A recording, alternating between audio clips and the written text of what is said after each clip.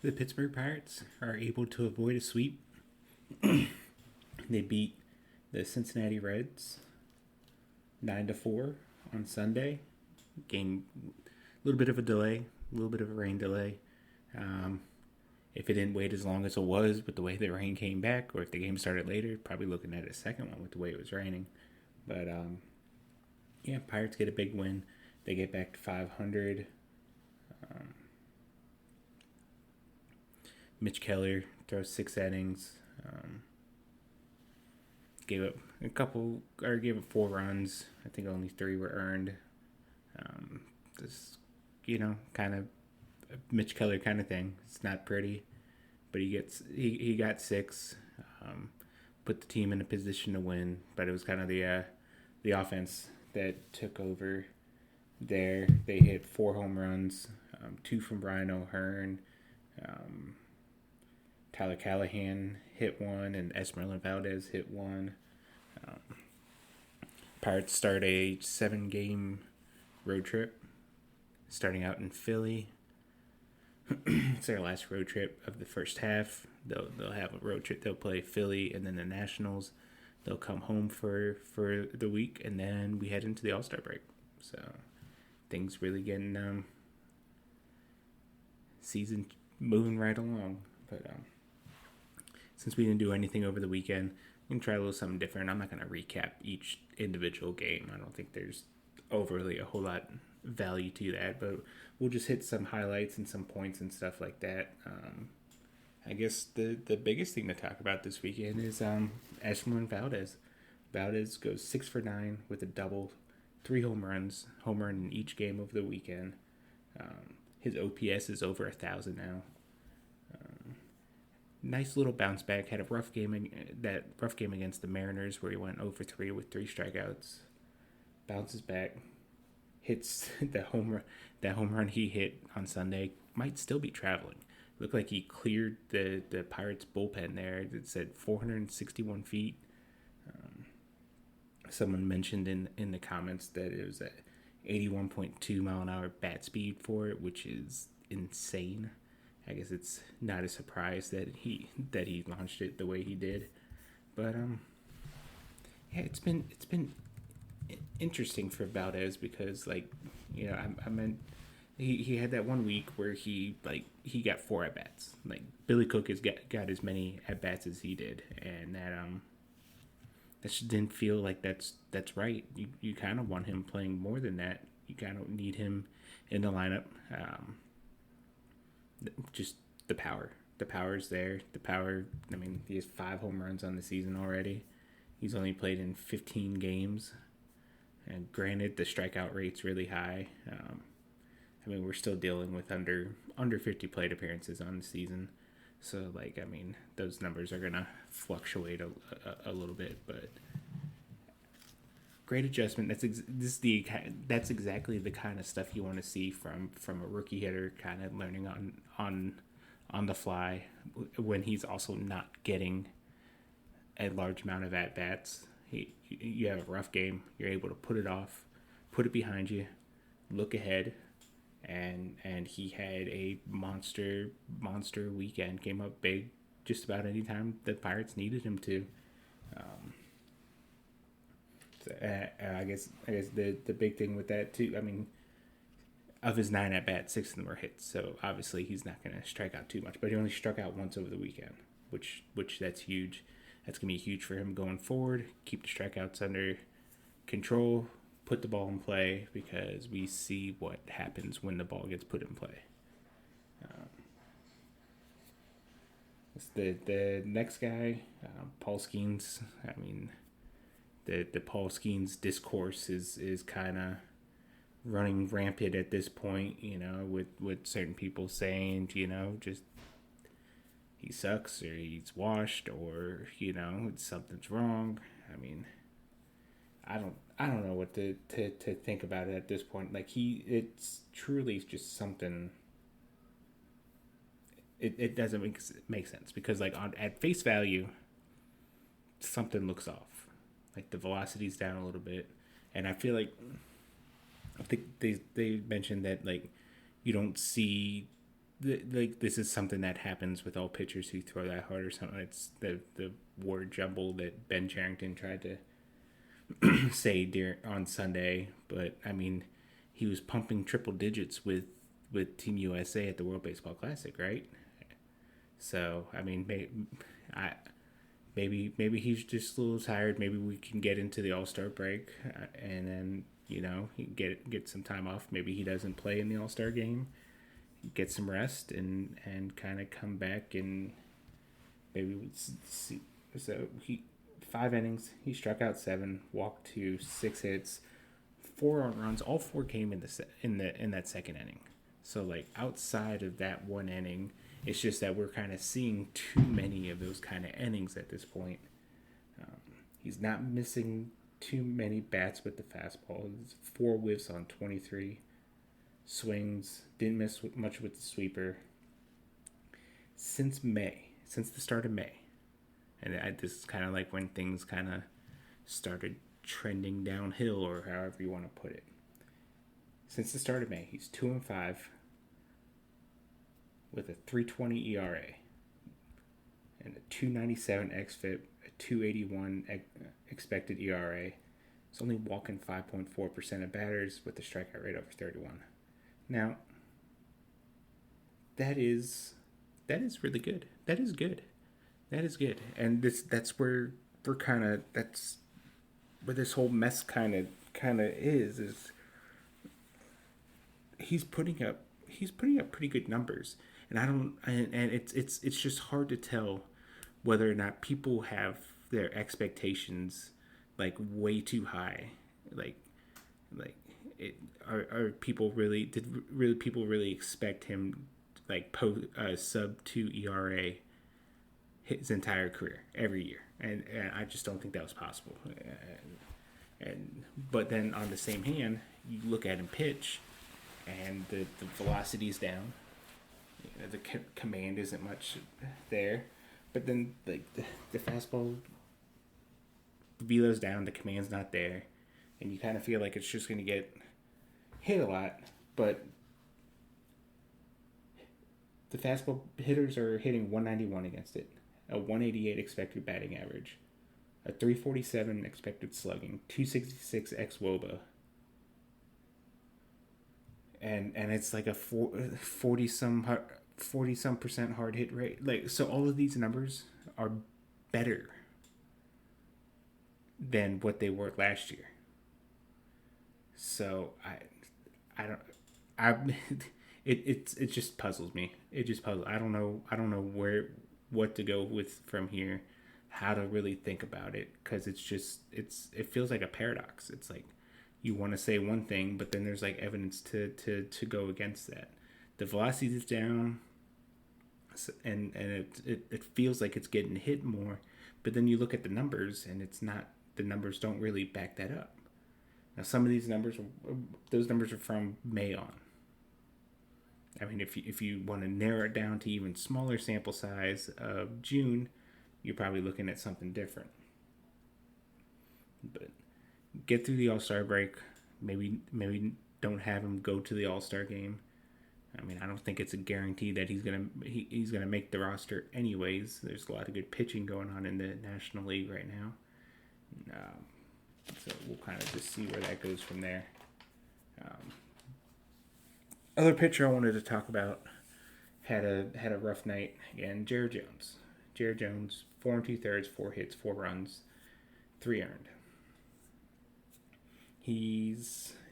Hasn't pitched great.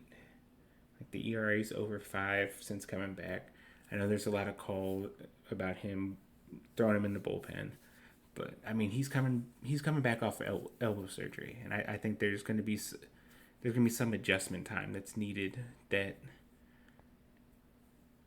it takes a little bit to get back to 100%, and I don't think we've seen 100% of Jared Jones just yet. Now, granted, I think, again, we're kind of dealing with a situation to where, with the way that Jones burst onto the scene, and just like how the sheer overwhelming stuff that he had, that maybe there was a certain amount of expectations for him that wasn't in the end realistic. I see a lot of people like throughout like, oh, he's like ace level potential and stuff like that. And I don't think anyone really expected that kind of stuff. Like, I mean, I think heading up into that year, there was always that concern that he was going to be a reliever, or that if he's stuck in the rotation, it's more of like a volatile middle of the rotation guy who's going to put up some good games, but he might also have some stinkers, which is, I mean, honestly, what we're kind of seeing right now.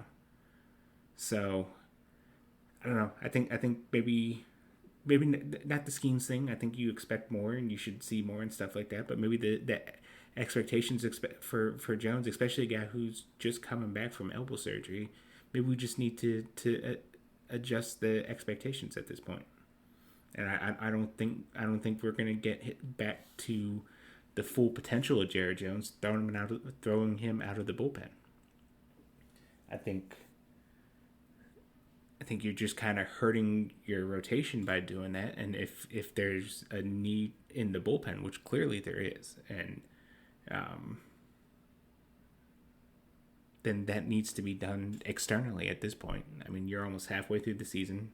Charrington said that we probably won't see much until after the All-Star break, which, I mean, two more weeks of that, and like there's a chance that like you're not even looking to buy at that point.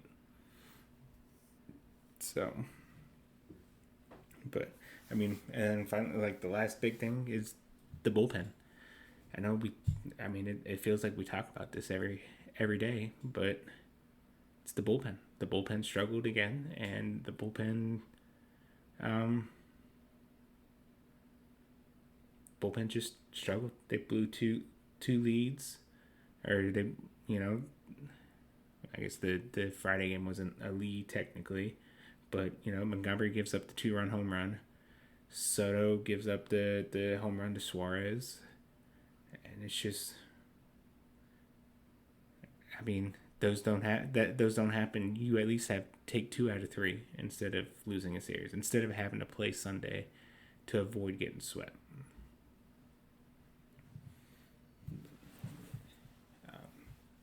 Going back down, we'll just, I think it's time for something. Make a move, make a trade, get things moving. I get. I mean, we haven't seen many moves around the league as well, but I have to believe there's a deal somewhere there that can be made. It's just finding the right opportunity and making it happen, and it needs to happen. I don't think they can wait the 2 weeks, like the 2 weeks after the draft. Drafts in 2 weeks, same as the All-Star break. I don't think they can wait that long. This weekend kind of just proved it. They need to kind of get going. Yeah. We'll run through a quick minor league rundown, and then talk about a couple pitchers that made their low A debut over the weekend. Indianapolis wins. Rafael Flores 1 for 2, 2 walks, 3 RBIs. Nick Samillo 2 for 4 with an RBI. Connor Delgado 0 for 3, but a run scored, an RBI, and 2 walks. Derek Diamond got the win, struck out 2 over 2 innings. The Indies split their series with Scranton Wilkes-Barre. Altoona loses 9-4. They won 2-4 this week. Callan Moss 2 for 4. Deuce Gorson 1 for 5 with the 3-run home run. Greensboro wins 11-10, which they made it pretty exciting for a ballpark that is like the anti-Greensboro. Still plenty of runs scored. They took 5 of 6. Sammy Stafuro starting to heat up a little bit. 2 for 4, 2 RBIs, walk, 3 stolen bases. Yodani De Los Santos 2 for 5, 2 runs, an RBI, 2 stolen bases. Brian Sanchez 4 for 4, a double, RBI, and a stolen base. Easton Carmichael, he came up with a 2-run double that gave the Greensboro the lead.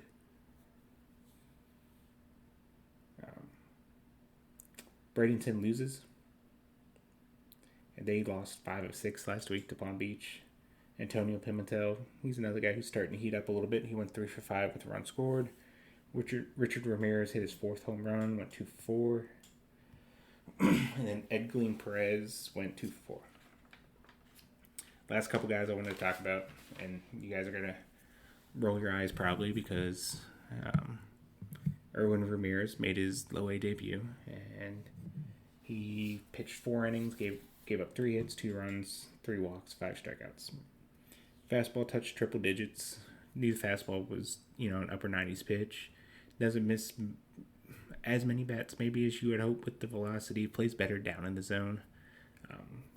But what really stood out is, the last inning was kind of the clunker. That's where you get the 2-run home run, had a walk.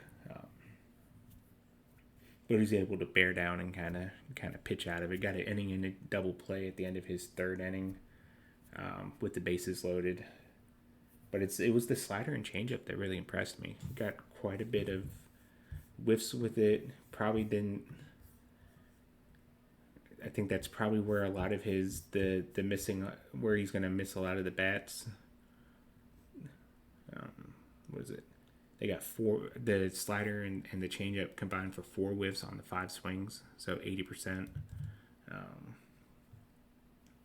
Key for him is going to be control. You could say that about a lot of guys. But the stuff was really good. The stuff was impressive. Like I said, I still feel like there's another step he can take. He's still 19. But if you've listened to this, you've heard the name Erwin Ramirez plenty of times at this point. So keep an eye on him and see how kind of things progress. Other guy, Carlos Mateo, pitched on Saturday, struck out 5 batters in 2 innings pitched, gave up a home run. But the fastball, 10 fastballs at 101 miles an hour, 23 total at triple digits. That's insane. So, and not only did he average 100 miles an hour on it, but it was averaging 20 inches induced vertical break, flat approach angle from nearly 7 feet of extension. That is an 80 grade fastball. Just simple 80 grade fastball. Probably knock it down a little bit because obviously the control, but shape wise, that is an 80. That is top of the scale, elite level fastball. So he's kind of maybe forcing his way into being interesting now, but like Erwin, it's about control. Mateo's averages almost 2 walks per inning pitch in his career, so that's gonna have to come way down. But there's Bradenton maybe kind of hit a little bit of a lull as far as, maybe some guys hitting the wall and stuff like that. But Navarro's getting things going. Navarro struck out 10 batters in 4 innings that game. He walked 4, but so between Mateo, Navarro, and Erwin Ramirez, a lot of power arms in Bradenton. That's definitely worth watching. But that's going to do it for today. Thanks for tuning in.